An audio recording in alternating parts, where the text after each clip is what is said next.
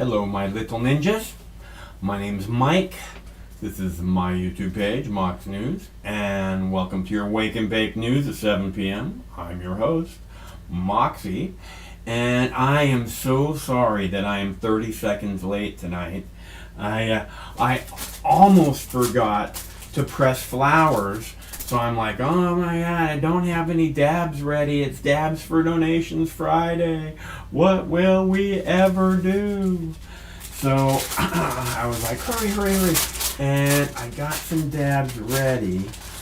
For those of you who are not familiar, this is the golden goo that comes off the flowers when you press them between two pieces of heated metal. I heat it up to like 300 degrees, and then I press it at like 1,000 pounds of pressure for 30 seconds. And I get this lovely golden goo. It's so good. And I'm looking forward to sharing some with you very soon. TGIF, right? Which I don't think I've ever said that on YouTube before. I probably said it before, but I don't think I've ever said it on YouTube. I hope you're all looking forward to a nice weekend. It's gonna rain here like a motherfucker. It's been raining the last 2 days, just dumping. Last night there was lightning, just one lightning. But I thought it was gonna get the Boo Bear because he does not like the lightning, and he didn't even notice. Peanut butter cookies forever. Let's see. So, in case you don't have any plans for the weekend, I will be making enchiladas, chicken enchiladas, and I may make a video of it, but I'm horrible at that. I will also be making a batch of cannabis butter. That I will be making a video of. I'm going to do my best to keep it down to around 5 or 6 minutes. I think I can do a cannabis, how to make cannabis butter in like 5 or 6 minutes. I think I can do it in 6 minutes. I think I can. I can name that tune in 6 minutes. Maybe. I'll try. That's the plan for the weekend. And then, enchiladas. I mentioned enchiladas. I am so looking forward to eating enchiladas. I haven't had enchiladas forever.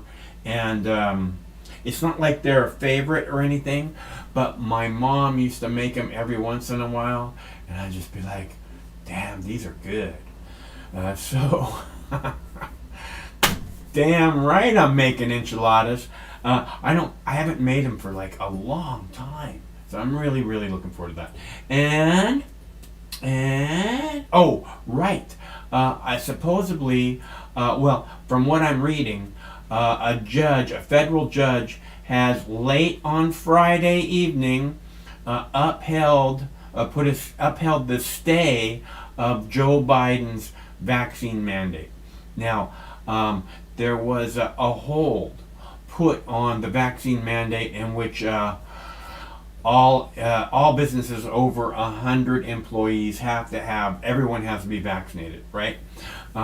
There has been a hold placed on that by a judge, and saying, we have to look at this further. This doesn't sound legal, and then a second judge looked at the ruling, which said, we have to put the brakes on this mandate for a minute while we figure out if it's legal for the president to do that or not. And this second judge who looked at this legally has now said, we really do need to look at this into more depth, and we're just gonna hold up on this for the moment. So we'll see what happens there. But the interesting part is that I found this on this little clip on this kind of obscure channel, the News Nation channel. They come out of Chicago, I'm pretty sure. I see this, look at breaking news, and I'm like, okay, let's get this and make sure that we share this with everybody. And then I look at all the other news, I looked at 3 local channel news, 4 o'clock, 5 o'clock, and 6 o'clock, and I saw nothing about this judge upholding the stay on the COVID vaccine, Joe Biden's mandate. So I was like, what the hell? And then I went to the mainstream. I went to the Fox. I went to the CNN. I went to the ABC. I went to the CBS, and I looking. I can't find anything. I went to the Black News Network. I went to a couple other places. I couldn't find anything about this. So I went to Google and I was like, Judge upholds stay, and the Google says, yeah, 7 minutes ago. So I was like, all right, let's do this then. So I find it very interesting. This is the most interesting part to me. I understand why the judge would uphold the stay on the mandate. Okay. It's just, it seems like a giant overreach to me. I could be wrong. I don't seem to understand how, the law or politics works in this nation, right? It's like, oh, Donald Trump did this and we have to fucking hold him accountable for this, and he has no right to presidential, secrecy or whatever, like all the other presidents have. I'm not a Trump fan, but, George Bush and Dick Cheney fabricated lies to go into Iraq and murder 1 million innocent people. And I know Trump did something, right? I don't think it was murdering 1 million innocent people on lies fabricated in the White House. I don't think that's what happened. So let's have a little bit of priorities here. Let's act like there actually is some kind of justice. And let's stop pretending that the January 6th protest was all about Donald Trump. Because if anything, it was about some really, really shitty politicians in some really high places that have been there for way too fucking long. Okay? Because people don't go, oh, let's go attack our government, which is not what they did. They don't go, let's go do this, let's go raid our government because of one person. They don't do that. Now, if for decades they've been getting screwed over by Mitch McConnell and Nancy Pelosi and all the other Mitch McConnell and Nancy Pelosi fucking clones, they've been getting screwed over for decades by them. Yeah, they might have enough fucking ire to go in and say, hey, you know what, get the fuck out of the way. This is the people's house and we're going in. All right? But no, they're domestic terrorists. No, but George Bush murders 1 million innocent people and it just doesn't matter. Not one little bit. Not a peep. We have to look forward. Barack Obama, we have to look forward, not backward. But they can't do anything but look at Trump. Oh, Trump, January 6th, blah, blah. Presidential, they have this right to not have all their records revealed to the public. If we're going to reveal some records to the public, I don't give a fuck what Donald Trump's records say. Maybe a little tiny fuck.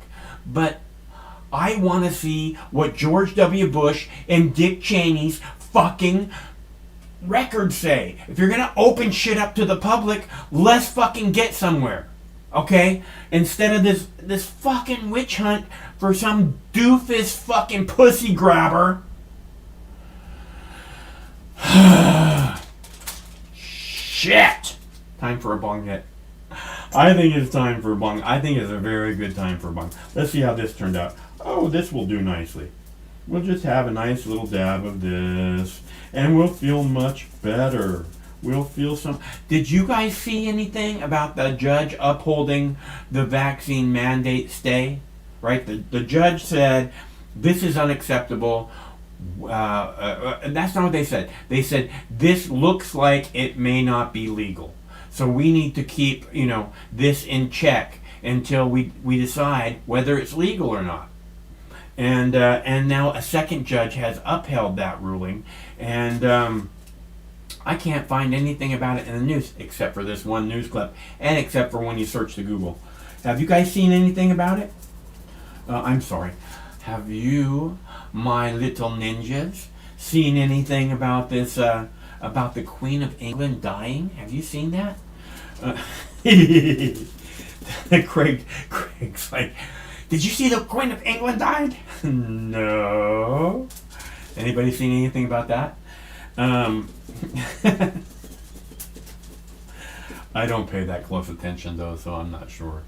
But I am sure that I'm about ready for a big fat bong hit. How about you all? Are you ready for a big fat bong hit? I am. Uh, so, I went to see a neurologist today, right?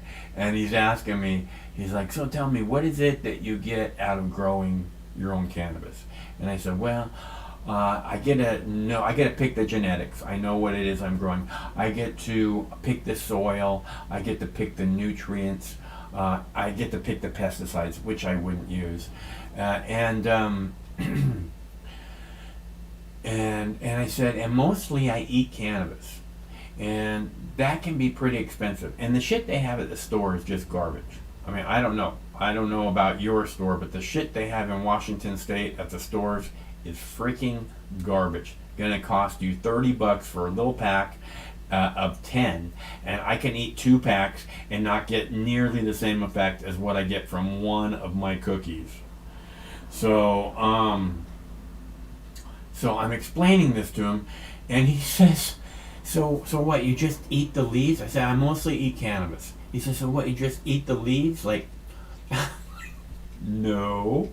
I said, I take the flowers and I put them in a crock pot with some butter, and then I let them simmer overnight in the crock pot, and then I strain the flowers out, and I use the butter to make cookies. I said, you want me to bring you some cookies? He started laughing. He's like, I said, I make a really mean snickerdoodle. He started laughing. He said, no, cannabis has the opposite effect on me. I'm like, really? He said, yeah, it makes me really angry. Huh. Haven't heard of that one before. Really angry, you say. I believe you just haven't found the right cannabis, sir. Please let me help you. There are many selections when it comes to cannabis, and my job is helping you find the right one. Wouldn't that be a great job? Wait, they have those jobs now. Oh my God! I think most people, when they go to the cannabis store, they have in mind what it is they want.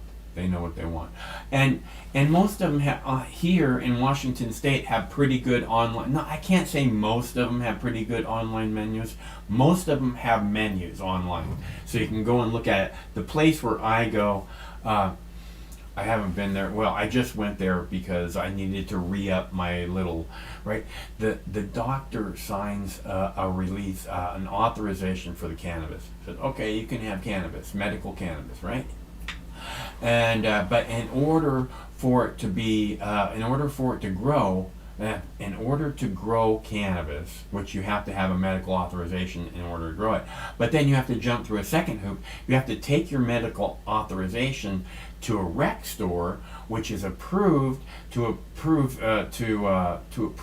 basically to register your medical cannabis authorization, right? And it's like another hoop that you have to jump through in order to be legal, in order to grow, which I don't think, if I didn't have the medical recommendation, that would keep me from growing. I really don't think that would keep me from growing for a second. But it's very nice to have, the medical to be a medical patient. I get like a 10% discount at the store, and it's and I've been a medical cannabis patient for 18 years now, so it helps, I think, to be able to grow, to be able to garden, to be able to make your own little flowers is a really nice thing. So And I recommend it to anyone who has the opportunity to do it.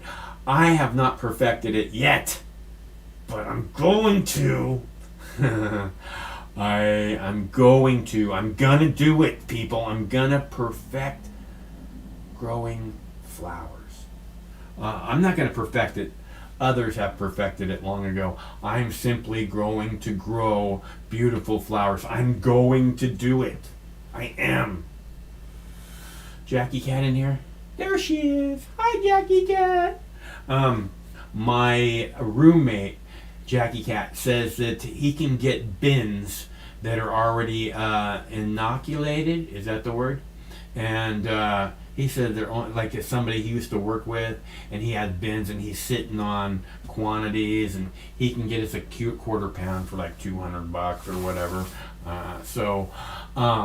But he said the bins are only like $100, and he said getting the medium just right is like a horrible job, and blah blah blah. So I think we'll be doing a bin. He said that you can get like 7 harvests out of them. I'm like, really? So, and he has experience. He's worked with the guy who has the bins for $100 or whatever, and so I think we're covered. Because I asked him if he wants to grow some mushrooms, my roommate, and he's like, yes, someday. And I said, how about now? Because he has the experience. So we're in the process. I just wanted to let you know, Jackie Cat. Okay, so what's next, people? I don't know. Do you have any? Oh, can you see the telephone number on the screen there? It's 805-669-6397. The reason we put the telephone number up there on the screen is in case you have some input that you'd like to share with all of us, other than in text form in the chat. Either way, it's time for a dab, boys and girls. I'm sorry, my little ninjas. And I need my freaking tea. So let me see. Did you hear that one of the people that went on the Amazon space flight with Captain Kirk died? Do you hear that? And again, I don't usually do this kind of like celebrity kind of stuff, but the reason that I cover this is because it looks weird. There's like this little suspicious, detail. It's like, what the fuck? Hello, caller. Hello? Yes? Hello? What? Hello, Michael. This is Steve McClanahan. How are you doing tonight? I'm fine. Michael, I've been doing my due diligence here, and I am just like kind of concerned about this Kyle Rittenhouse case. I mean, this guy was completely out of control,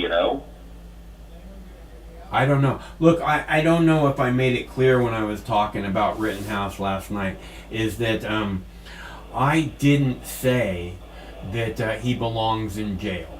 I didn't say anything like he belongs in jail. What I said was... You think he belongs in jail? No, I didn't say that. I did not say basically. that. I did not say that. And what I did say is that he went looking for trouble. What I did say is that I grew up in a house full of guns, and I got my first gun when I was 9 years old, my own personal gun. Okay, so this isn't none of this is new to me, and we when I was growing up never would have taken those guns and gone to look for trouble. Okay, now I'm not saying that he belongs in jail. I didn't say that. I didn't say he was guilty. I didn't say he was guilty of anything except for looking for trouble. Okay, so you just think he was out there just looking for trouble? Yes, that's what he was doing. That's what he was doing? Yes, that's what he was doing. He was just out there looking for trouble. Nobody else was. No, there's lots of people out there looking for trouble. No, dude, everybody else is freaking just protesting in the streets for a good cause. Apparently, that's what I'm hearing. From who? I'm just trying to get the story straight, Michael. It doesn't sound like it. It seems like the story's pretty simple. It doesn't seem like you're trying to get it straight I at mean, all. you can't just go out there and, when this shit hits the fan and there's a bunch of crazy people like burning shit down and looting and trying to destroy property and stuff like that, you need to turn your weapons in and go home. No, You don't you need to you stay definitely- home. You let Are the you- are you you let talking it about come. me? Look, you don't go looking for trouble. You let trouble come to you. I know, This is the you reason. turn your This is the weapons in. reason they call it self-defense, not offense. Okay. This is the reason. This is the reason why we have buybacks at the police department for weapons, folks. Okay, literally, you have 300 weapons at your fucking house, and the community's burning and things like that. There's a fucking local police department that is doing buybacks. That is the time that you need to turn your weapons in, folks. Whatever. I totally agree with you, Michael. I didn't say anything like that. I mean, why even have weapons? Is what I'm thinking. I don't. I don't have weapons. don't I need to have I have a weapons. pointed stick. We do not need to have weapons. have a I fucking knife don't. and a I didn't flashlight. say we. I'm not telling you what you do or don't need. Okay? That's not my place. What I'm saying I mean, I is tell you that what. I have a pointed stick. That's my weapon. I mean, if you have a bunch of fucking guns in your house, they better just be there for, decoration. And if they're I not, don't have a bunch of guns in my house. I'm not interested. I don't want any, I don't like guns. Okay? Let me just put it that way. For me personally, okay? I don't like the way they smell. I don't like the way they feel. It's painful to fire them. It hurts your ears. It hurts your hands. It's not, they're not nice things. I don't like guns. Uh-huh. I know, I get you. If you're going to own a gun, it should be just for wall decoration. That's not mean, what I said, now- asshole. Let me explain something to you really clearly. What? If What you am I trying to say? if What am I you listening own here? a gun and there What am I is, listening? hey, shut up and listen. Oh, sorry. If you own a gun and there is not one in the chamber, it's just a motherfucking paperweight. Okay? So we're clear. That's where I stand on guns. So if you're going to like a riot, you should just leave your clip at home. Yeah, that's what I said. That get makes you. total sense. I You were get you. you were just I get on you. mark tonight, Steve. I tell you what, I totally get you. Yeah, it I sounds don't like know, it. I just want to be on your level. No, you don't. You can't do. be I'm on my trying to- level. Yes, I do. You can't be on my level. I'm trying to be on your Well, level. I'm trying to I'm telling you, understand. you're not going to make it, so you can just stop trying. Dude, I've been watching CNN all fucking day, okay? That's And good. I I haven't get it. seen any I get what you're trying CNN. to say, bro. I get Wow. what you're trying to say. I don't think you I- do, but that's nice of you to Yes, I agree. do. I No, get it. you don't. Okay? You don't want to. You want to sit here and pretend like it's some kind of comical subject that we can joke Guns? about. Yeah, it's Guns need not to be comical paperweights. when you're talking about people dying. People need to understand that guns need to be paperweights or in landfills. If that's That's what what you it think, that seems to No, be what that's you think. I'm trying to understand. No, what everybody's you're going through. not. I'm trying to figure out what we're supposed to do. You're supposed to You know, do what as you a think needs to journalist- be done. How many times do I gotta say it? How hard is this for you to understand? I get it. Most people need to be guided by the hand and shown what needs to be done. I don't need that. You do what you Right. think needs to be done, I and get- I will do what I think needs to be done. Exactly. And you know what, Michael? I'm listening to you. I fucking hear you out, man. I said, don't when think so. You have a house full of guns. Make sure that they're basically wall decorations and do not use them. to Yeah, prevent that's what I any said. problem. You got it.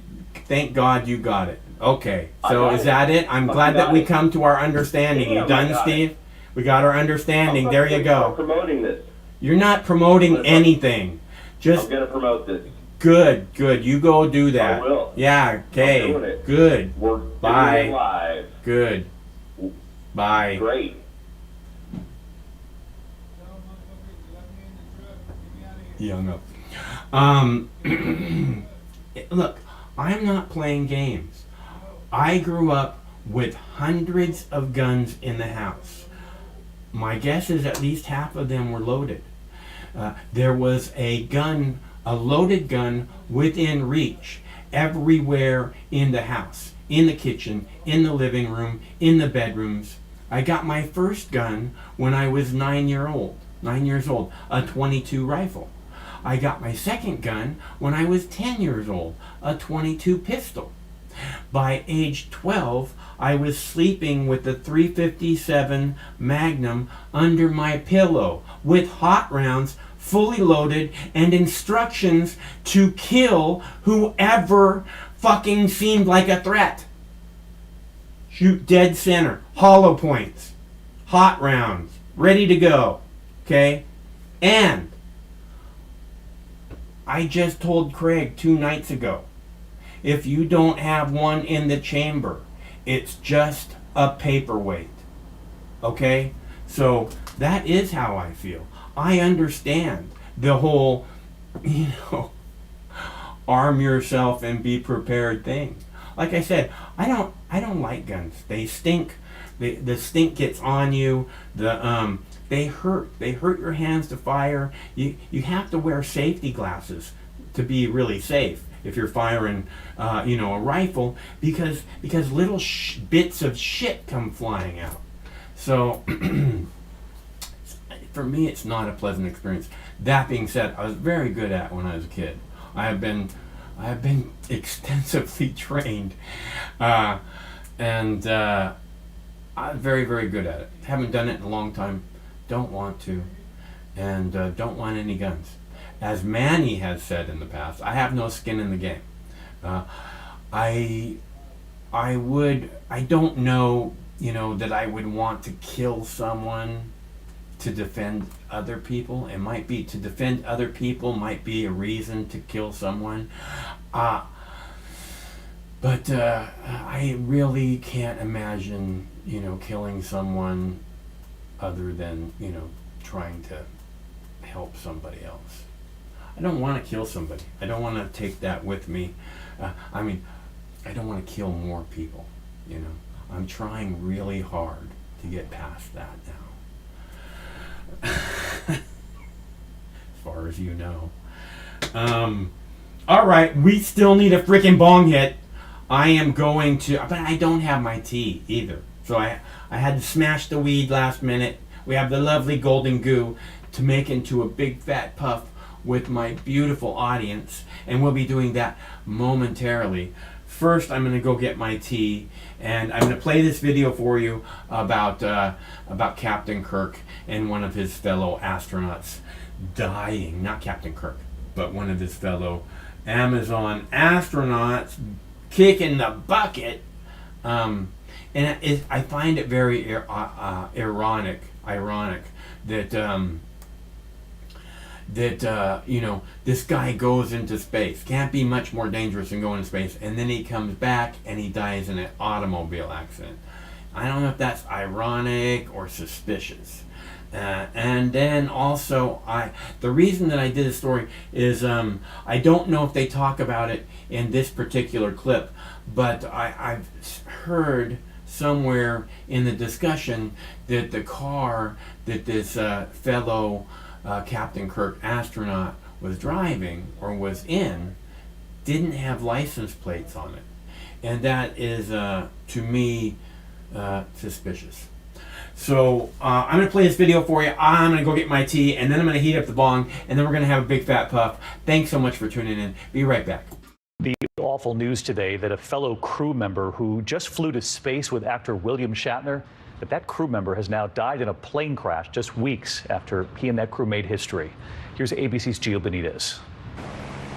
He was one of the crew members on that historic flight to the edge of space with legendary actor William Shatner.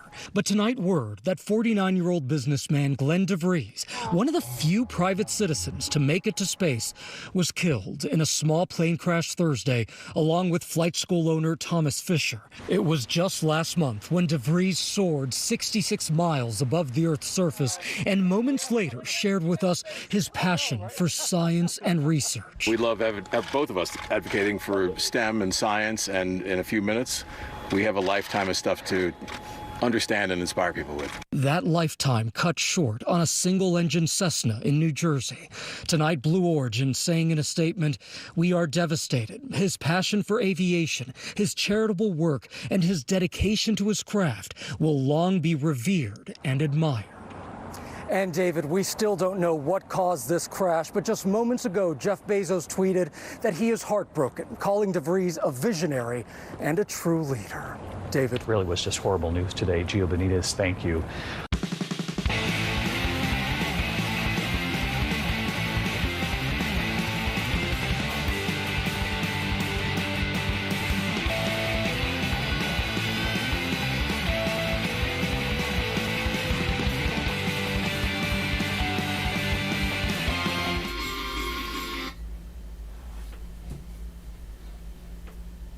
We're back. Thanks so much for sticking around. I find that story suspicious, right? You go into space, you make it up into space, and you're like, oh my God, space is awesome. You know, like the most dangerous thing you can possibly do. And then, it's got to be more dangerous than sticking your head in like a tiger's mouth, right? We've seen like all kinds of performers do that. So, it's the most dangerous thing you can possibly do. And then you get back to Earth and you die in a car crash, right? Which is this common thing that people do every day. They drive, it's no big deal. And then you die. And then the car that you're in doesn't have license plates on it. There's something weird going on there, but I don't know what it is. And I hate to be an alarmist, as you know. But I think it's time we heat up the bong and do a little puff. If anybody wants to call, the number's right there on the screen. 805-669-6397. 805 Mox News. And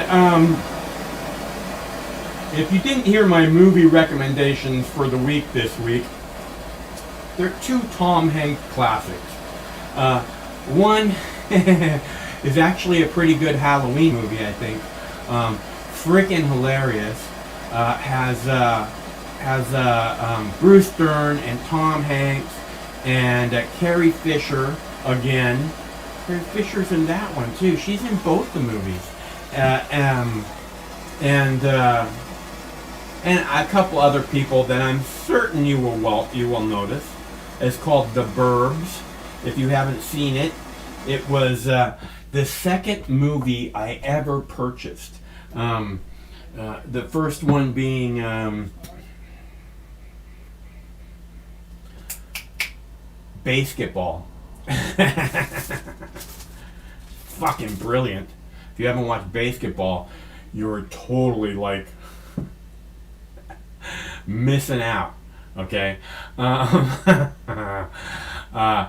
by the same filmmakers, Orgasmo. If you haven't watched Orgasmo, you are missing out. So let's see. Right,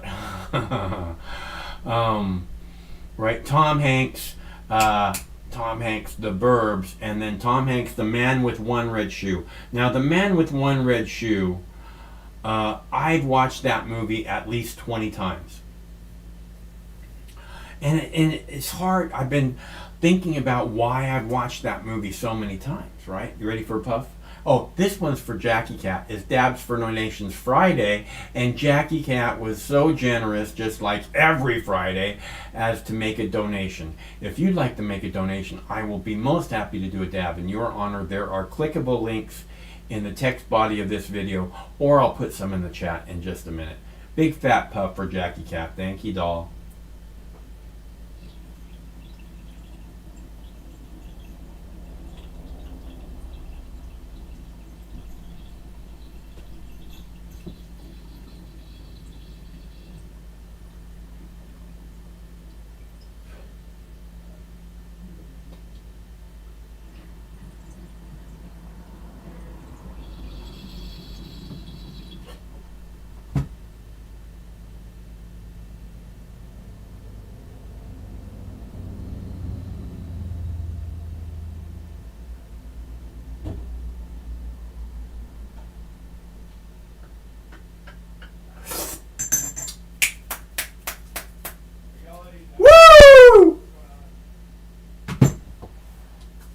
good one. Oh man. Breathe deep.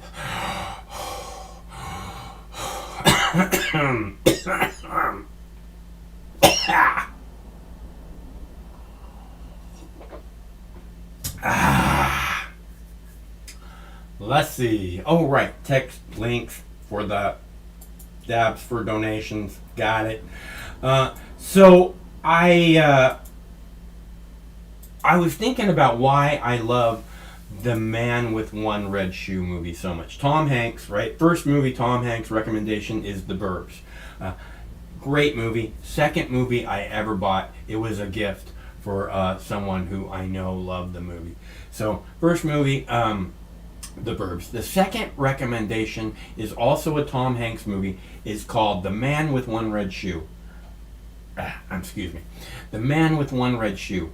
It's a spy spoof movie, and I've watched the movie 20 times, and I try to figure out what it is about this movie. I was thinking about it. I told Chris, I recommended it to Chris a couple days ago, and I was thinking about it. I was thinking about what is it about this movie that you like so much, you know?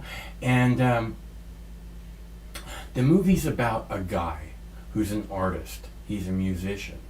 And he falls into this thing on accident. Also, that makes me think of another movie, The Man Who Knew Too Little. If you don't know that one, Bill Murray, great. But Tom Hanks, Man with One Red Shoe, he's a musician, and he doesn't drive, right? He doesn't drive. He just rides his bicycle everywhere. So number one, that really speaks to me, right? I don't drive. I haven't driven for a long, long time, and I've ridden bicycles all over before. I kind of had to give it up. Just got hit by cars too many times. Tom Hanks, Man with One Red Shoe. He's a musician, artsy guy, artsy musician, and actually he's a classical musician and seems a little stiff, but he's focused on his art, right? And there's this piece of music that keeps playing in his head that he's trying to fucking complete, right? And but he rides a bicycle and he's wrapped up in his art, and he gets scooped up into this spy, intrigue, and I love the movie. I guess I love spy spoof movies to start with, and then I also I love this thing where people don't drive. I don't know what it is. People, why do you watch the stupid kung fu movies? There's nobody driving. I like that nobody is driving around. It just appeals to me so much. I have no explanation for you. The appeal of everyone not driving. See, that would be a better world. I think this thing where they have people in all these individual boxes, right? You go home to your little individual box in the suburbs, and then you take a nap in your bedroom, your little box bedroom, and then you get up and you go have breakfast in your little box kitchen. And then you get in your little box car and you drive to your little box office, and it's like being in these little boxes just separates us all down. Like I said, the big plan is to divide us as much as possible. And I think this is partially why no driving appeals to me, is that you wouldn't have this box, this wall of separation from all rest of humanity, with your music turned up and your air conditioning turned on and your tinted windows and your sunglasses. Just kind of be walking around. Hey, what's happening with you?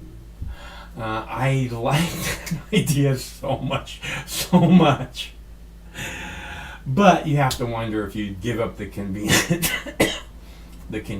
of Amazon and all that, right? Although they could rickshaw our Amazon shit out to us, I'm not adverse to Pony Express type delivery. It's just the car thing. it just is this thing that separates us, just another thing that separates us.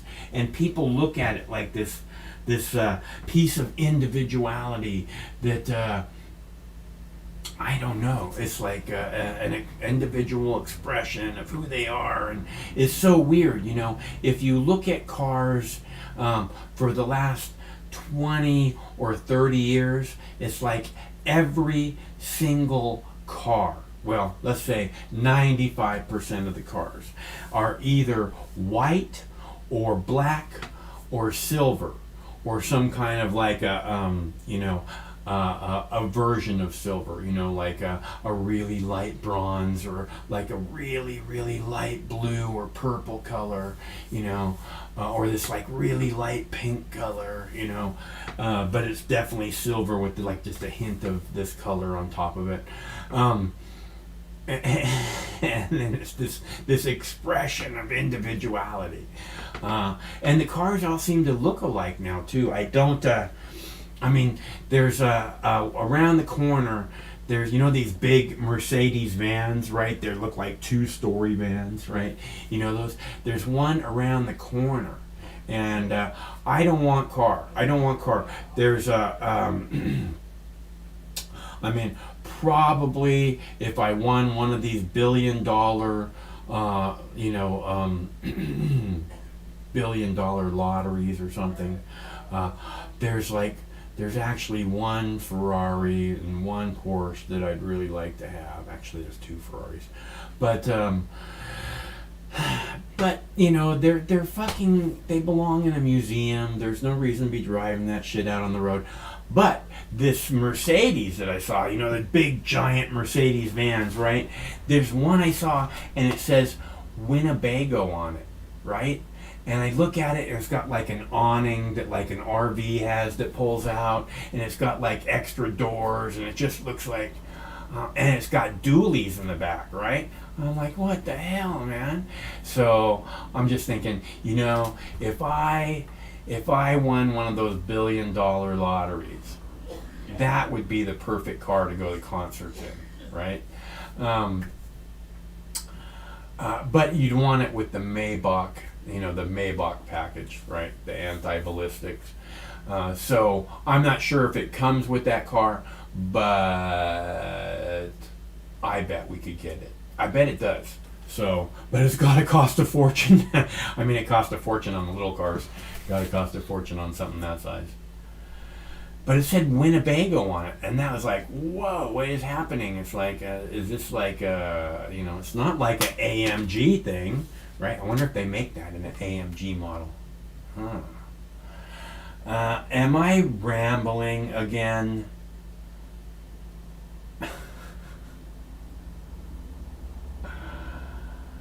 Well, I don't know. Let's see. Okay, so we had a nice puff. Jackie Cat gave a lovely donation, and it is Dabs for Donations Friday, so if you'd like me to do a puff for you, it would be my honor to do so. There are clickable links in the text body of the video, or you can see the links also in the chat. So now I have another video for you about the the judge making the stay on the vaccine mandate. I really see this thing going away, right? I see actually in this clip that I have, the commentator host person says he says like that the media is somehow saying this thing is spinning the COVID right now as the COVID infections. I don't know. COVID infections are up in 19 states, right? And he points out the fact that if they're up in 19 states, then that means that they're down in 31 states, right? So, 31 states. So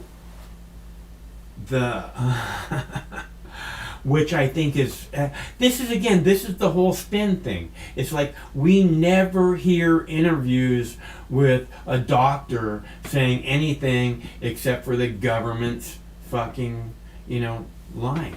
So and the problem with that is that it becomes blatantly obvious that there's something wrong. Because if you have a strong argument, then you can easily have a debate over, who is correct.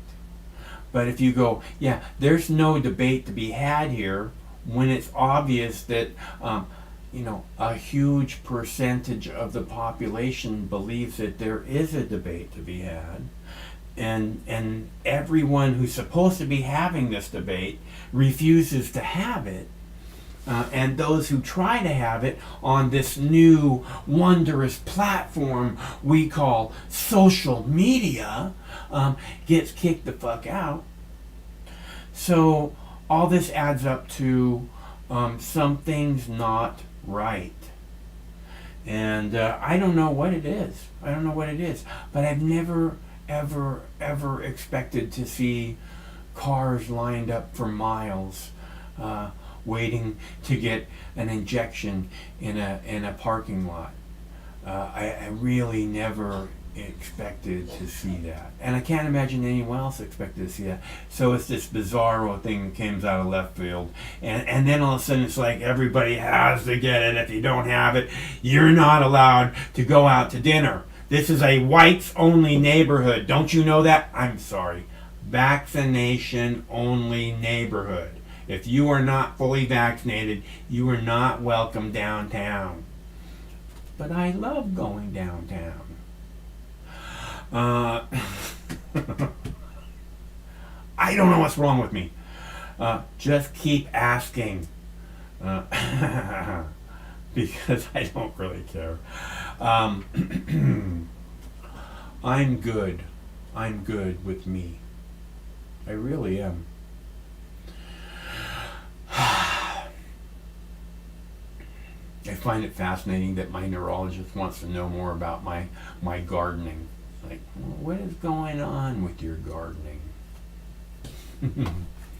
Well, I eat cannabis mostly. I love that word, mostly. I don't get to use it enough. I'd really like to use the word mostly a lot more. I have to figure out how to put it into more conversations. Mostly.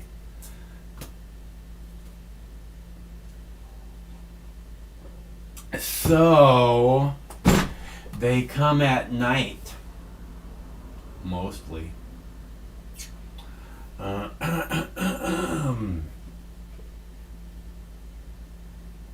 Well, I guess what we'll do, as you can see, the telephone number is up on the screen. It has been there now for almost 49 minutes. And the only person that's called knows the phone number by heart. So, got it on the speed dial and is now calling again. So I'm going to go and heat up my tea and play this video clip for you about the judge upholding the stay on the Biden mandate. So there's a hold on the Biden mandate, vaccine mandate, and a judge said, yes, we have to continue the hold on this until we figure out if it's legal, till we decide if you can screw the public like this. Take away their freedom. My body, my choice, my ass. Be right back. What's unfolding in hospitals from California to Colorado is now our clearest sign of a winter surge, with COVID cases climbing in 17 states. If it's climbing in 17 states, COVID is declining in roughly 2/3 of America. That's good news, but not good enough to stop the vaccine mandate drumbeat. Well, it's not going to happen to the extent that's happening in Austria, which is putting millions of unvaccinated people on lockdown starting Monday. Literally, lockdown, banning them from all normal life. And before you say it can't happen here in America, we know the erosion of freedom is a slippery slope. I'm old enough to remember when Press Secretary Jen Psaki said the White House would not issue a vaccine mandate.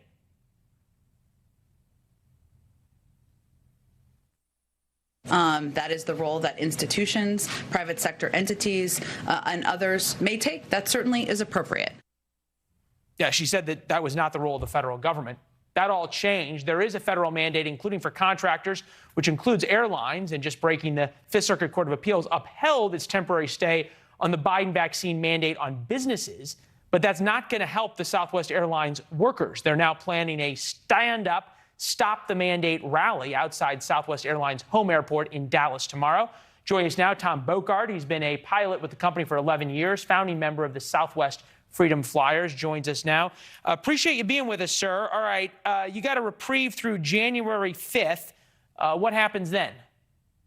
Well, my opinions are my own, and I'm not a representative of Southwest Airlines. After the January 4th deadline, it remains to be seen what's going to happen with us. Mr. Kelly has consistently said over the past month or so since the mandate was announced that he didn't want to terminate any employee.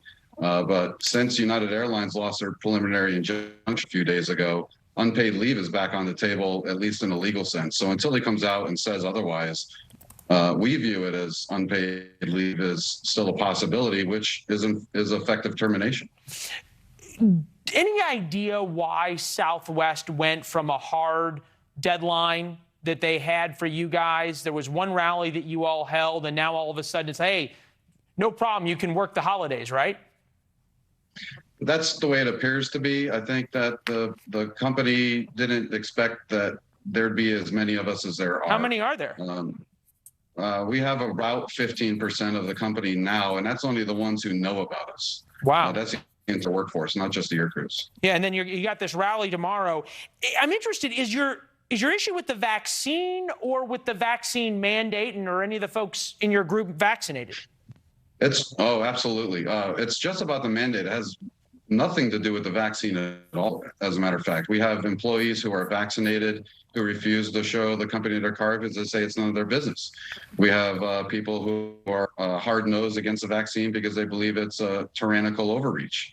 And we have people who have taken the vaccine, have had vaccine injury, or just have vaccine regret and don't want to take the next dose. I'm interested sort of to get your thought on this. American Airlines squaring off with aircrew before holiday travel season. That's reported by our friends at Axios.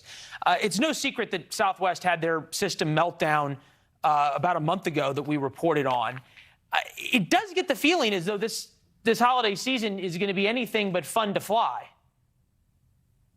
Well, we want to get our customers safely and to where they want to go. That's what we do. Southwest is known for that. And the employees of Southwest, love our company and we love our customers. And without our customers, we wouldn't be the great airline and the largest domestic carrier that we are now. So our goal is to deliver customers safely to where they want to go.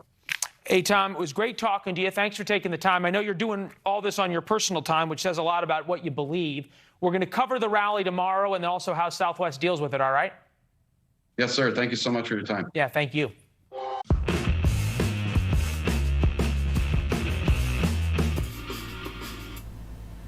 I told you when this started, the mandates were just a step too far. You can't threaten people's lives, right? If you threaten to take their job away, that's basically threatening their livelihood, meaning, you're gonna fuck their whole world. You can't do that. It's not okay. People work for a generation to get their positions in their corporations, in their companies, in their whatever it is that they do. And then you're going to come along and say, yeah, you can't, none of that matters, right? It doesn't matter that you're a doctor and you went to Harvard for 10 years to get your diploma and there's 100 people counting on you, 200 people counting on you to help them through difficult times. That doesn't matter. If you don't do what I say, you don't get to help people anymore. And that's a benefit to who now? To who now does that benefit? And it's easy to understand when you look at the Southwest thing. The Southwest Airlines thing is awesome. All the airlines thing, all these things. The teachers are having a sick out across the country, multiple states. And it was this whole thing, oh my God, people are scrambling to get child care. Well, look, everybody's got to get on the same page about the freedom to make up your own mind. Everybody has to get on the same page about my body, my choice. Okay? And it's not about the vaccine, and it's not about abortions. It's about what I put into my body. Okay? Whether it be cannabis or alcohol or steak or broccoli or a butt plug. I don't know. It's up to me what I put in my body, and anybody who wants to act otherwise doesn't they see you as somehow someone that needs to be guided through life. We're here to help you understand. I've been hearing that my whole life. We're here to help. Okay. Yeah. Let's see how that works out for you.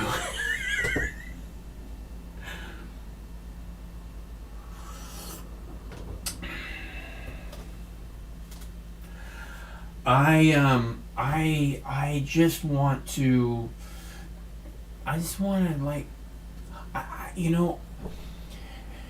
being here, spending this time with you.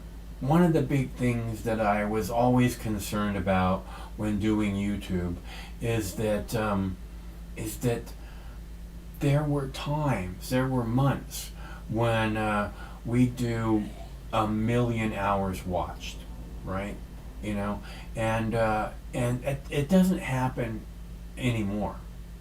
It's way off that number, right? But there were times when it was 1 million hours watched of videos, and I always thought, I think more too. I think possibly like another fucking zero added to that. But I always was concerned, and I always thought that if we could just focus this time that we all kind of spend together doing this thing, if we could take that time and make something happen, that, that's just me, 1 million hours a month, right? Imagine all the people who do stuff like that. If we could just take all that time, and I was worried that maybe I was somehow gobbling up that time in which people could be making other things happen. That was really not so much worried as this thought that, maybe I shouldn't be doing this because I don't want to just waste people's time, and I don't need to do it. I don't need to. I like connecting. I think this is what's missing from the world. If you listen to what I've been saying all night, it's like, the boxes. We put ourselves in these little boxes and it keeps us from connecting. This is why I like the movies that don't have cars in them. Because, or not necessarily it don't have cars. The Tom Hanks movie, The Man with One Red Shoe, it has cars in it. That cars are like kind of a big part of the movie. But Tom Hanks doesn't drive. Everybody else is driving around in their cars, all aggro.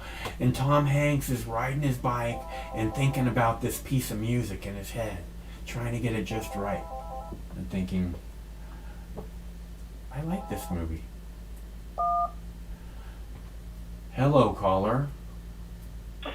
Hey, Mike. How are you?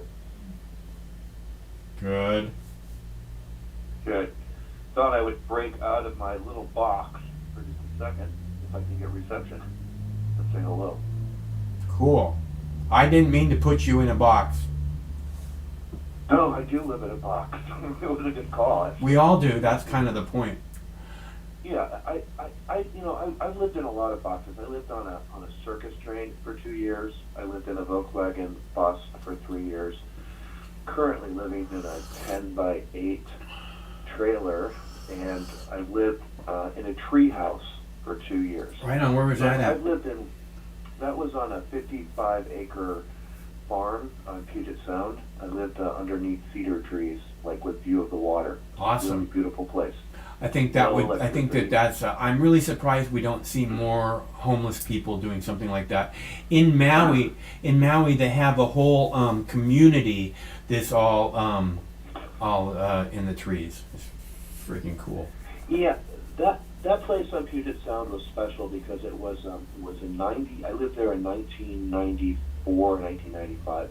But it was a lady who had lived there since 1929, and she was in her 80s at the time, and she was a fascinating person. She was a pacifist, and for 30 years she had like a couple of couples, like 3 or 4 couples, run her property, like, you know, take care of the goats, take care of the chickens, take care of the hay field, make sure the trails are cleared. There's a lot of stuff to take care of, man.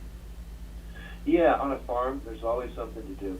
So we split those responsibilities up between like 6 people, and it was a nice space. I mean, it was a small space. I don't think a lot of people would appreciate it.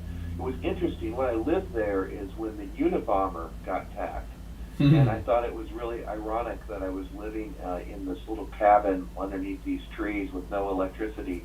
I could almost empathize with the Unabomber trying to get away from everything and be in an isolated, rural, remote location, and being so hostile towards industrialization like the Unabomber was.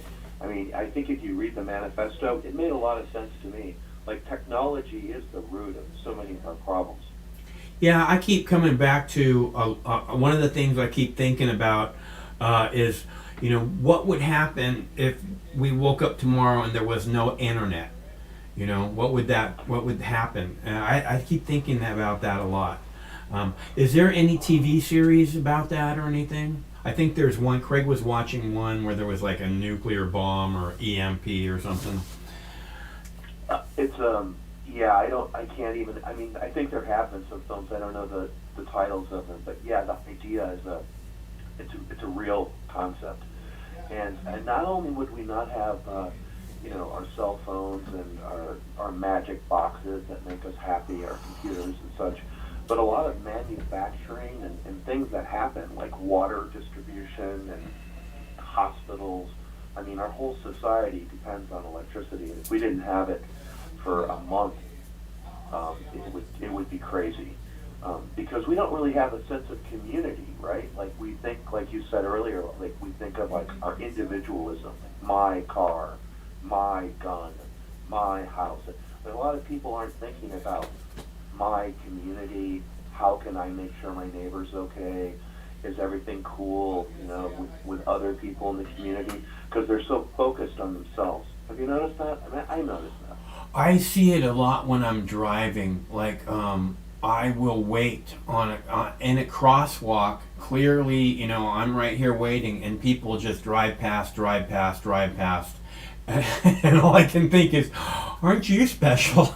You know, because it's like, it's not just common courtesy. I'm pretty sure it's the law that you're supposed to give these people the ability to cross the road.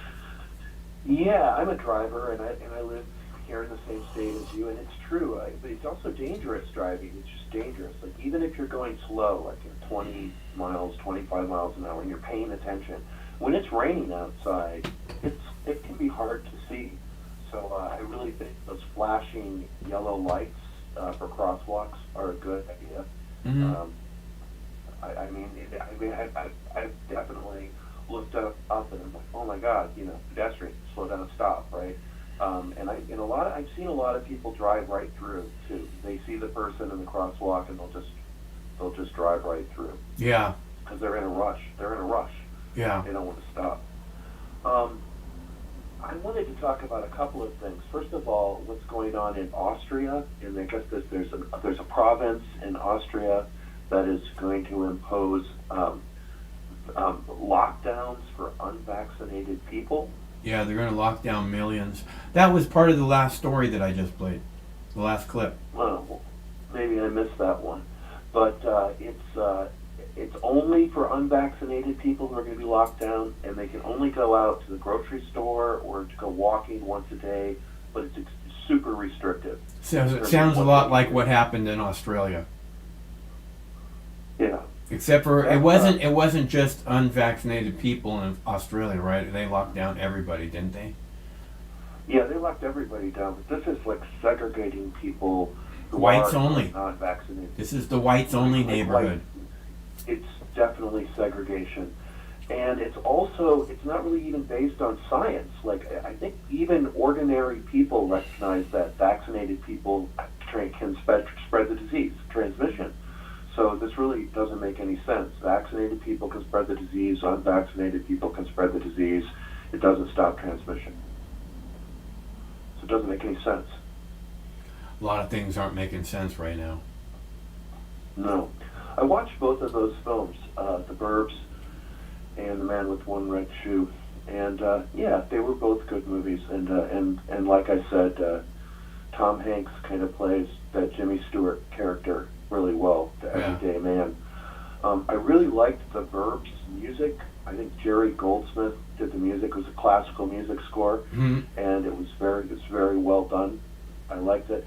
I also liked the speech he gave Tom Hanks at the end of the movie when he addresses all of his neighbors, and he says, you know, we like to think of everyone else as paranoid, and everyone else is like sketchy, and everybody else is like trying to like do something wrong, when in fact we're those people who are suspicious and sketchy. And, you know, his indictment of the suburbs. It was a good speech. Yeah, I really liked that movie. Did you enjoy the other one? I did, and I think Dabney Coleman was one of the actors that was in that movie. Right. And Ed Herman was another actor that was in that movie. He was in some Disney movies, but he was also in that movie Reds. Ed Herman, he's a good actor. There's some other actors. What is it? One of the evil characters from one of the Muppets movies was in that movie. Not Dabney Coleman, but one of the other characters. So there was a good cast, you know, of comedians, and it was interesting. Also, kind of the randomness of like how things are done. Like, I guess that's the whole theme of the movie. Like, you just randomly pick a person, and then that's the person you persecute, and then you can't like let off persecuting that person, because once you've made a decision, it's like you've got people looking at you to see if you've made the right decision. So this gamesmanship just goes to all of these different levels, and I'm sure that does happen, and I'm sure it's a colossal waste of money. Did you play that clip of Abby Martin asking Nancy Pelosi about the military? Is it new? It was been out in the last 2 days, maybe 3 days. No, I didn't play that. Where was she at when she was asking Nancy Pelosi that? At the COP meeting in Scotland. Interesting. And Nancy Pelosi was on a stage with 5 or 6 other people, including a congressman from New Jersey. I think his name is Pallone. And so she was at the podium, and she asked for a reporter from the international press to ask a question. And then she literally said, oh, let's have a woman ask a question. She said that. And she said, let's have a woman ask a question. And then she points her hand to a person in line, who's Abby Martin, who of course was wearing a mask. Yeah. But then she said, you know, well, Nancy Pelosi, considering the military is like the largest user of petroleum on the planet, you know, and is ranked like 6th in the world in terms of the amount of petroleum it uses, its own country practically, why aren't you taking military expenditures into consideration with this climate conference? And why is nobody talking about all of the fuel that their militaries use? Why are you not talking about this? And Nancy Pelosi, before she could get to the microphone, she was like 3 feet away from the microphone, a congressperson who was sitting there piped in right away and just started spouting bullshit, which had nothing to do with the question at all, but just about like the general goals of the conference and deflection. We're trying, and so completely just deflecting attention, you know, away from the fact that the speaker was on stage. And then after like a 2-minute break, him blah blah blahing, as Greta Thunberg would say, Pelosi went to the platform, the dais, and then just started spouting bullshit and didn't even address the question. Just like, we're trying, and we're aware of it. We're trying to have a green military. Yeah, right. It's just not. We're just not discussing that part of it. That's all. Yeah, that's a good clip, and I think it's in the public domain. I know it is. Yeah. So if you can, I'll keep my eyes open for it. Yeah. Yeah, it's really worth your time. I don't know. It's not raining right now. It's kind of nice. Yeah. Yeah, a little bit of a break. I did watch another movie last night. It was a Sidney Lumet movie, and it was called Q&A, and it had Nick Nolte and Timothy Hutton. It was kind of a detective story set in New York. It was over 2 hours long, and it was one of those movies where at the 3/4 of the way through the movie, you still don't know what the fuck is going on. Yeah. And even at the end of the movie, I didn't even know what the fuck went on in the film. I had to like, wow, what the fuck did I just watch? Because there's these different groups of people who have different agendas, like Puerto Rican gangs and corrupt people in New York City government, corrupt cops, the mafia, and they all have their different agendas. And it's really hard to see. So, it was a good movie. It was also set in New York in about the same time as The Man with the One Red Shoe. 1990, and it's good to look at cities from the past before they changed. I don't know. Yeah, I hope we're not all locked down, Mike, because I'm not vaccinated, and I don't have any intention of getting vaccinated. Look, dude, it's going away. Okay, look. I know that they're doing whatever it is they're doing in Austria. But I'm telling you, this mandate thing, they're going a step too far. And besides that, the election, they can't just talk about COVID nonstop during the election. And that's all that the people will want to talk about. They'll want to talk about their infrastructure plan and their fucking helping the parents. But, everybody else is going to want to talk about COVID. So it has to go away. Well, I think the American public wants to talk about the economy, and I think that's what happened in Virginia. I think we are experiencing like 7% or 6.5% inflation, which is really high inflation right now. Yeah, super high inflation, super high compared to what we've had in the past, and it's starting to affect the average person. And as it affects the average person, they're naturally going to say, "Why is this happening?" And then you have the president pushing austerity programs with his budget, basically not funding the programs as much as he needs to fund the programs, and playing this ridiculous game with Republicans, like Republicans are the reason why Joe Biden isn't going to do something to help the American public. That's ridiculous, but that's the game they play. So of course the people are going to be pissed off. They're hungrier, they've got, they have to get vaccinated to get a job, so on and so forth. They're pissed. They're not happy. It's not just that. It's that they're looking for someone that looks like they're on these problems.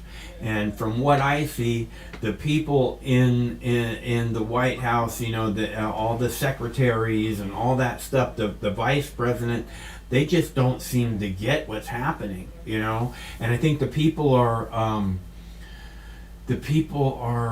when you see them, these people traveling to France, traveling to this place, and that our own country is in the middle of breaking down. There's all this, like you said, 6% inflation. What the fuck are you going to some bullshit photo op conference for when there's emergency shit happening in our country?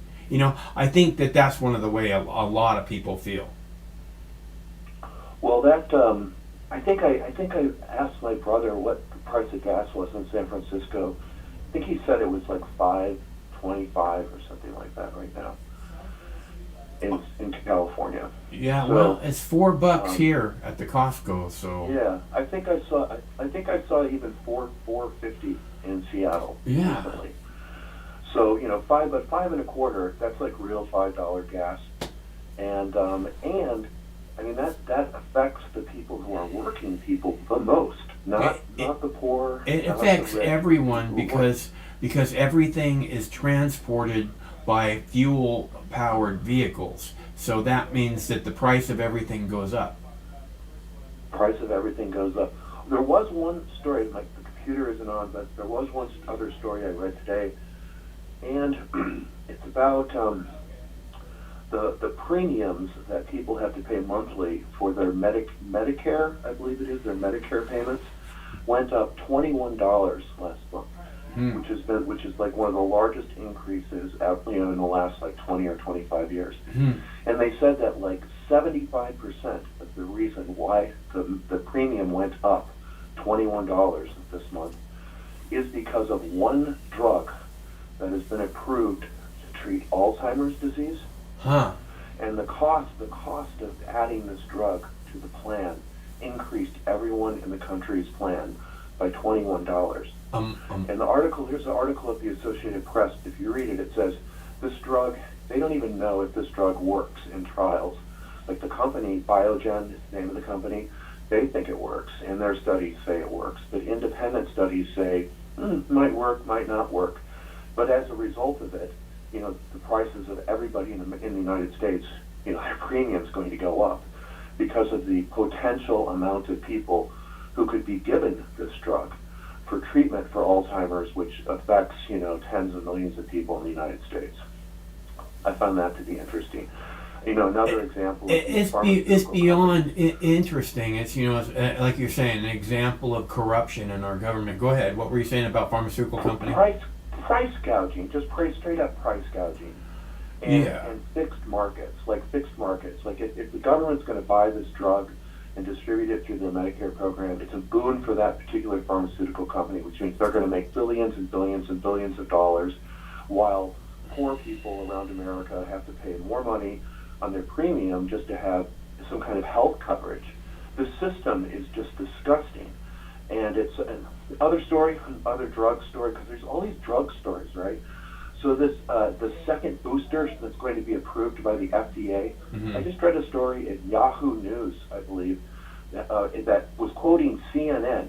So CNN is a pretty mainstream liberal source, and they said that this latest booster for the Pfizer shot is not going to be reviewed by a group of independent advisors, but that the FDA is going to take Pfizer's information at face value when they approve the next booster shot for the following XYZ age groups, because the government is so confident that Pfizer is going to be objective and give them objective data that it's not necessary to have independent advisors look and see whether or not these boosters work, whether they have dangerous side effects, or whether they're even necessary for the demographics that they're looking at.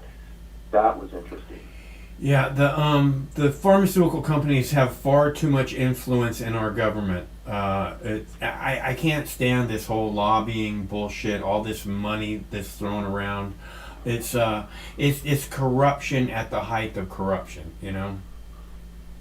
So why would an I guess people are coerced. Like in Austria, they said, if you want to get a vaccine, this was a true article I just read. It said you can go to a brothel, get vaccinated at the brothel, and have one free night at the brothel in Austria. A whole night? A whole night? Whole night. Holy shit! An Austrian brothel, and when you leave the joint, you're vaccinated and you're good, Mike. You won't have to live in a fucking box. Holy shit! Now I really have to debate whether I want to get vaccinated or not. So a person has to ask themselves, how safe is something, right? Or how necessary is something when a government literally has to give you a trip to a whorehouse for a night just to give you an enticement to take the thing? Yeah, or give you the opportunity to win $1 million or an Xbox, or get a free donut at Krispy Kreme, or a free beer at the fucking ale house. Yeah. a free joint in your somewhere they were giving away free joints, right? Fuck, dude.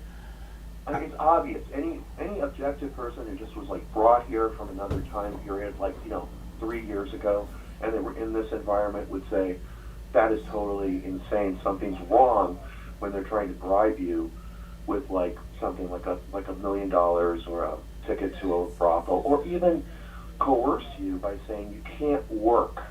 You cannot work. Yeah. Your children cannot go to school. Right. You are not allowed to go to a public debate or a public forum. We don't want to see you in the public square. Get the fuck out of here. Right. That's what's going on. It's like proto-fascist kind of shit that's going on. And I'm gonna leave on that note. And I want to say also, Mike, that phone number is on the screen there. So freedom fires.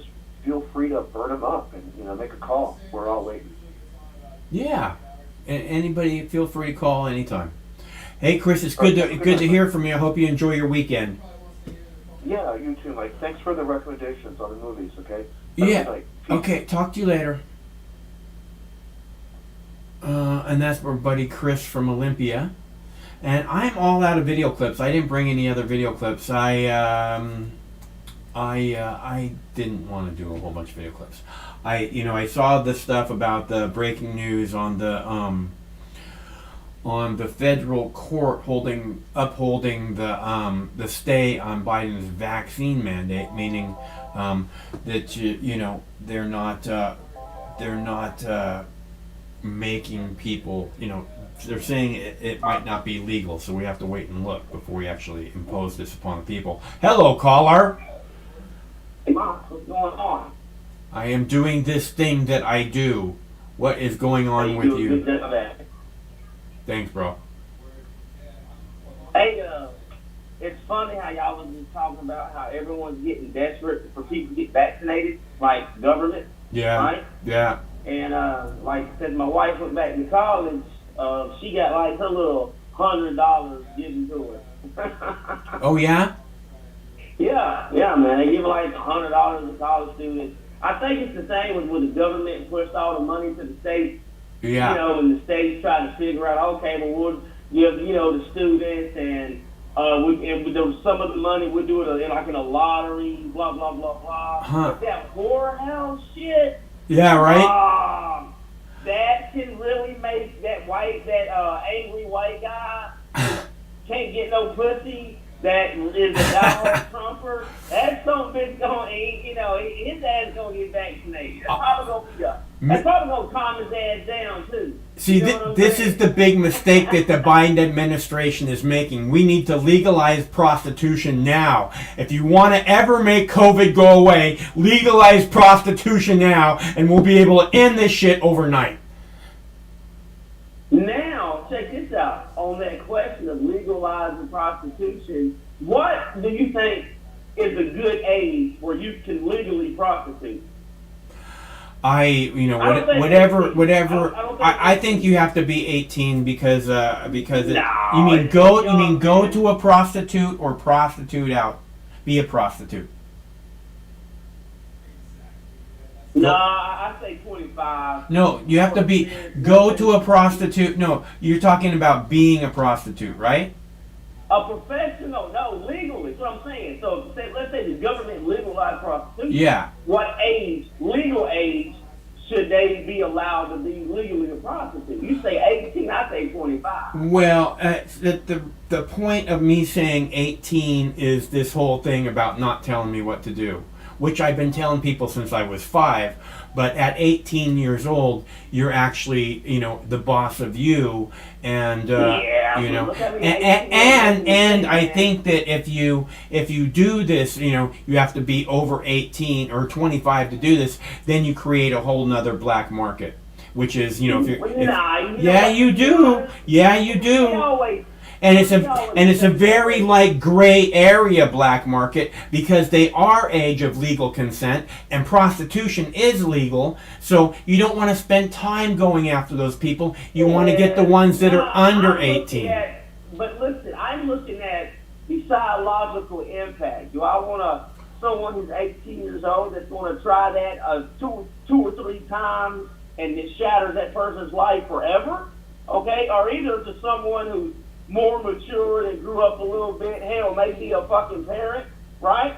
And boom, you know, and could be married, and that's her job, 8 hours a fucking day, you know, 4 customers. You see what I'm saying? That's why I look at it like that. I'm looking at a career, you know, not just someone who's just like little Sally from Kentucky is going to fucking move, you know, to fucking Indiana and be like a fucking prostitute. And she's 18 and 28 days old. Well, she's shattered for the rest of her life. The whole point is little Sally at 18 years old can now move anywhere she wants because she can go there and just bang a few guys and have money. But just to say it shatters her life, she's too young. I say this 18. You know what? Look at I'm not here to tell people what they can do, man. I get what you're saying, but you know, it's like this moralistic kind of thing. And the thing about that is, you know, morally, prostitution is questionable morally. It doesn't really, you know, it's like you're saying, because it degrades, it scars, it's you know. I think psychologically, probably very few people aren't fucked up from you know, from selling their bodies. But you know what the age is in Nevada? No. I probably would say probably 21. Probably. Because you know you can gamble at those kid houses, I guess, or whatever. Yeah. You know, and what are bars? So you got to be 21 to get in. So they can't serve you up, you know, a minor. You know, I'm not a minor, but someone who can't, you know, whatever, right? I think you probably got to be at least 21 for that career field. Yeah.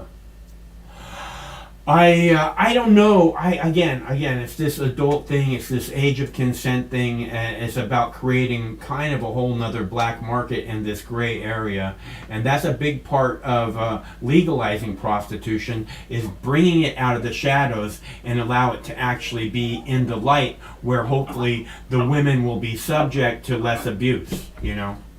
Well, yeah, that, but you know it's going to be expensive because they ain't going to get a union. And they should have one. I mean, and it should. I mean, I don't know about expensive. I don't know how much it should cost. I don't think, you know, you should be sucking dick for rock. I can tell you that. It's gonna run you something. I'm telling you now, it's gonna run you something. Because you know, it's not gonna run me anything, dude. I don't know. I ain't saying you, but it's just. But the whole point is that we can end the COVID problem if we just legalize prostitution. That's the whole point. Yeah. Hey, what country did you say that's in? Yeah, you know what? I'm pretty sure there's a guy in a trailer in North Carolina in a single wide that's tired of rubbing one out on his sock. Hell yeah, he'll get a shot. Fuck it, let's do it. Let's legalize it. Yeah, I'm telling you, we could end COVID tomorrow. What country did you say that was in? What? No, what? The caller last time. Yeah, no, but you were talking about the brothel and getting the shot. Yeah, like, I don't know, Amsterdam, Norway. Oh, yeah, that makes sense. Yeah. Yeah. But you know what?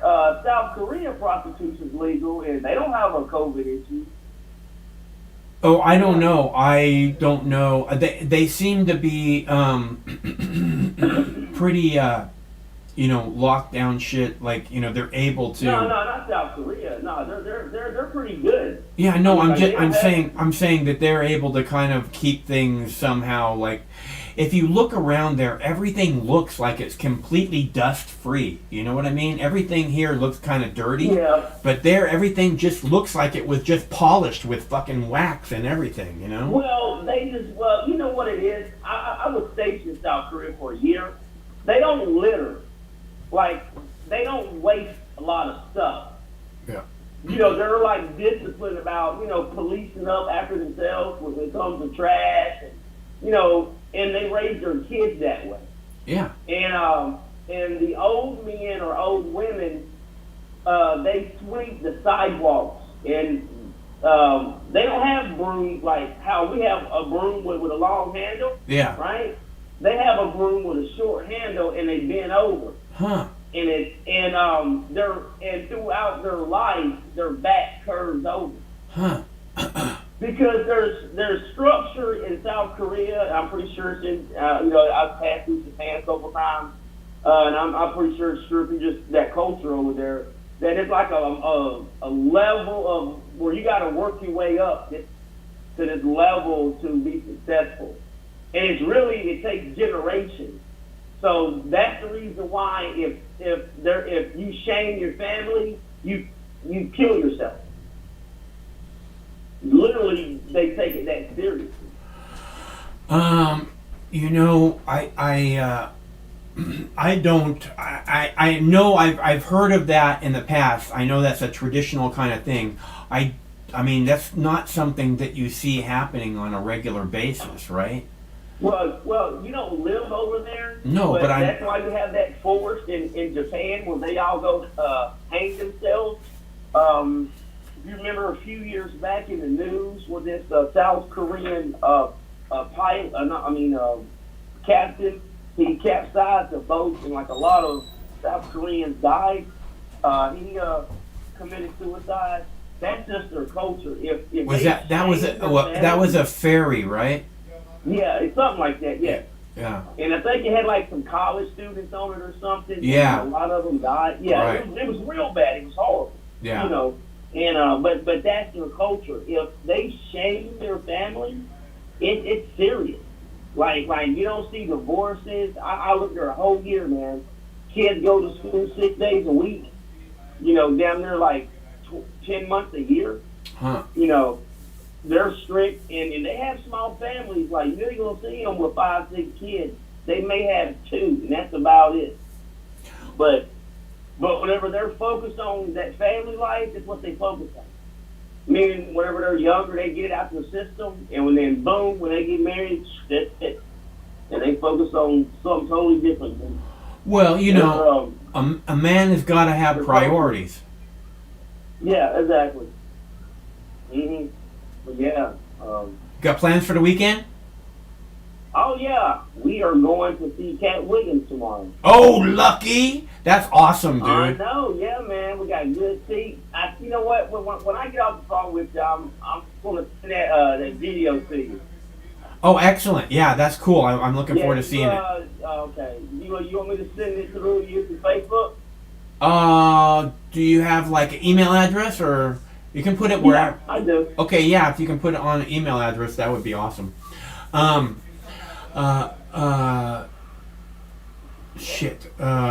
time is your concert tomorrow? You got something good? You got some good are you gonna eat a big cookie before you go? I had some edibles. Yes, I do. And you're gonna eat some before you go? Yeah, of course. Okay, good. And I'm gonna hit the store tomorrow. I'm gonna get me a Cowboys lunch. Oh, awesome. And hit that before, and then boom, and that's it, man. And we'll have a good time. And you know what I want to hear? You know how like Dave Chappelle, all this controversy. Cat Williams is just as controversial as Dave Chappelle. Everybody is. I know he's gonna have a field day with all this shit. I already know it, and like cause like they emailed us, like when we got our tickets and stuff, and they was like, listen, show up early. Okay, because I guess all his concerts have just been packed. Yeah. Oh, I imagine this is wall to wall, every seat filled. Yeah, man. Right on. So is it indoor or outdoor? Oh no, it's indoor. Like we got emailed the guidelines, mom. Like you gotta wear a mask. But that's cool though. But that's because of St. Louis County. Yeah. And they're arguing about that right now legally. Like the state attorney general, he's taking the mayor to court. Yeah. Right? And so you know how it is. Yeah. But St. Louis is a big city, and it swallows up like St. Louis, like I'm in St. Louis County, and I'm probably 20 miles from downtown. Yeah, well, You know, because you just got big and it swallowed up all these other small towns and shit. But yeah. I would, I would wear a mask to see Cat Williams, but I don't think I'd get vaccinated. But I would wear a mask. Yeah. That's not a problem. I've worn a mask a couple times here just so I can see local music. You know. Mm-hmm. Oh yeah. But yeah, man. But I'm real eager to hear what y'all have to say and shit, because because he's one of those guys, one of those comedians that really pushes the limit, and he doesn't really give a fuck, and he's hilarious, so. And he's been there, and he knows what's going on. So Yeah. he has kind of an exactly right. interesting perspective. Yeah. And but now, man, the past 2 days I've been going to my kids' schools for little Veteran Day stuff. Right on. Oh yeah, man, and it was in both schools. Like my son's high school did it nice, where they provide you like lunch, and we, and every year this barbecue joint donates the barbecue for the Veterans Dinner. Awesome. Yeah, man, that was pretty cool. So Is that you go to the school for the Veterans Dinner? Yeah, yeah, man. When you do like around noon, and you go in, and your kids waiting on you, and like the high school band is playing, and then the jazz team and dance, and they'll give a shout out, to all the different branches of service. They had a guest speaker this year he flew fighter jets for like 28 years in the Air Force. Great dude, and I was sitting at the table with him. Right on. And me and him was talking. Yeah, man, they do it really nice. And at the elementary school, they had the fire trucks out there, with the flag, hanging up with the ladder, and the kids. And since it's the elementary school, and those kids ain't really vaccinated, most of the high school kids are. So the kids just did a parade, and the veterans sat outside in chairs. Yeah, and the police car led the parade, and the firefighters and stuff. It was real nice. Real good. A lot of old timers. Oh man, 2 years ago, at my daughter's elementary school, when the ceremony was over, the principal got real emotional because there was a child in the school who his great granddaddy was a World War II veteran. Yeah. And he was 99 years old. Dang. And he wore his uniform. And listen, Mark, when they did that ceremony, every veteran stood up and went directly to him and shook his hand. And he was a private, and they stormed Normandy. Yeah. And by the time they stormed it, he was a lieutenant. Wow. Yeah. And he got out as a captain. Wow. And when a man 99 years old tells you that, you damn near picking the rifle up of every soldier that fell in front of you and the ones that fell behind you, you taking on that responsibility. That's a motherfucking lot. Fuck. You see what I'm saying? Yeah, I don't want that job. Hey, dude, I love shit like that. But yeah, man. But everything's cool here, though, man. Shit. Yeah, I know. I'm really glad to hear that that's what's going on in your neighborhood. That sounds freaking awesome. And my neighbor Brian across the street just retired. His wife put a big banner on the garage today. So, we texted him and told him congratulations. So shout out to Brian across the street from Two Bronze Star Brandon. Right on. Mark, yeah, bro. Love your show, and I'm gonna send that video. All right, I'll holler at y'all later, man. All right, enjoy your show tomorrow. Tell Ty Mike said hi. I will, brother. Take care. That's our buddy Two Bronze Star Brandon, and it's always nice to hear from Brandon. Let's see. I'm all out of videos, so if anybody wants to call, I'm going to give you a chance to call. The number's there on the screen, 805-669-6397. And I don't know what plans you might have for the weekend. I plan on making chicken enchiladas. Urgh! Oh man, I hope I can do it tomorrow. No, I gotta wait till Sunday. Oh, and I'm hoping we can go to the Goodwill. I had two pairs of pants left that didn't have the crotch ripped out and had buttons to button up the waist. And I popped one of them yesterday, so I gotta go to the Goodwill. I gotta get a pair of pants, man. And hopefully they have 99-cent t-shirts, because that's my favorite. I love 99-cent t-shirts. Where do you think I get these lovely things at? And I haven't bought any of those for quite some time either. And the Goodwill has been basically closed for 2 years. And that's where I buy everything except for socks and shoes. So I'm getting hungry. Say enchiladas again, motherfucker. Enchiladas, enchiladas, enchiladas.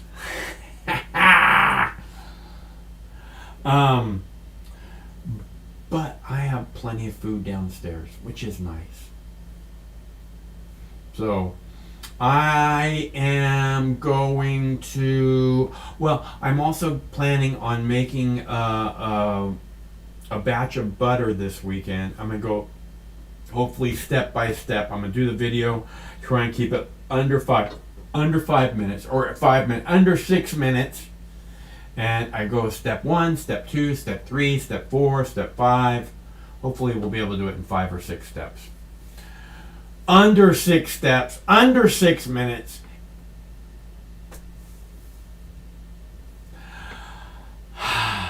And I guess that's all the time you need to decide whether or not you want to call tonight. Steve, you already had your turn, and I didn't hang up on you. I am going to go make some food, people. Thanks so much for tuning in. I hope you have a wonderful weekend. We do this every Monday through Friday at 7 p.m. Pacific time, which means we'll be back. Same Mox time, same Mox channel on Monday. Don't forget, I hope we see you here. It's always better when you're here. No matter which mouth you feed on a two-headed snake, it still shits the same turd. But lucky for you, you have Mox News. More than 10 years. More than 60,000 videos. Mox News has been filtering the nonsense and illuminating the bullshit from your mainstream media. Turn off your TV and turn on to Mox News. For over a decade, documenting the socio-political events that have etched and carved the pathways that define today's modern mess, Mox News has been providing clarity while faithfully bringing you today's relevant stories 100% commercial-free and subscription-free. And just like Lady Liberty vows to remain free. But at this time, we're asking you for your help, your patronage, and your support to keep the lights on and the videos rolling. For less than 17 cents per day, you can become a basic subscriber, knowing that your donation is truly making a difference that will help continue bringing the news stories that make a difference in your life. Turn on, tune in, and drop a couple dimes today by clicking the link below or visiting moxnews.com and show your support at any level. From a single one-time donation or dedicated monthly subscriber, do it now in less than 2 minutes. All donations are safe, securely processed, and verified using PayPal, Visa, MasterCard, American Express, or Discover Card. As always, we're sure you'll find something of interest each and every day. This holiday season, give the gift of Mox. moxnews.com.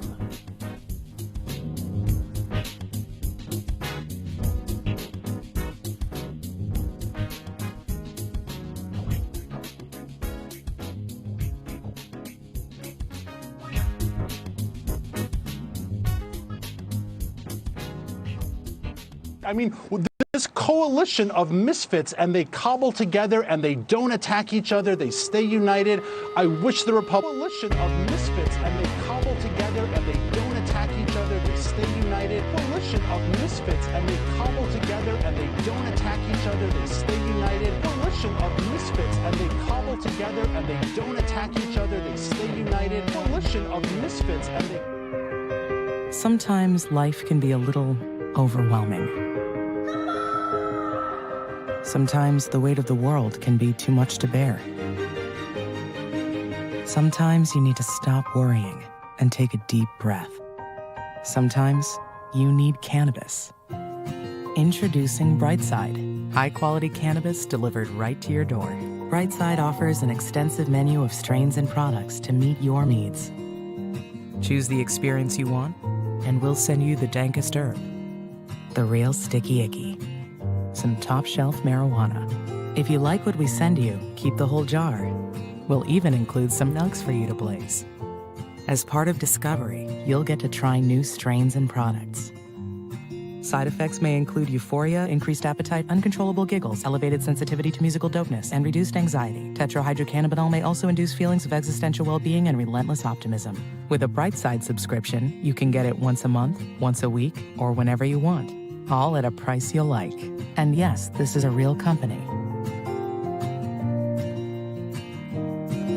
you know who I am? You're the wizard. Ask your doctor if cannabis is right for you. It probably is. Keep it Brightside.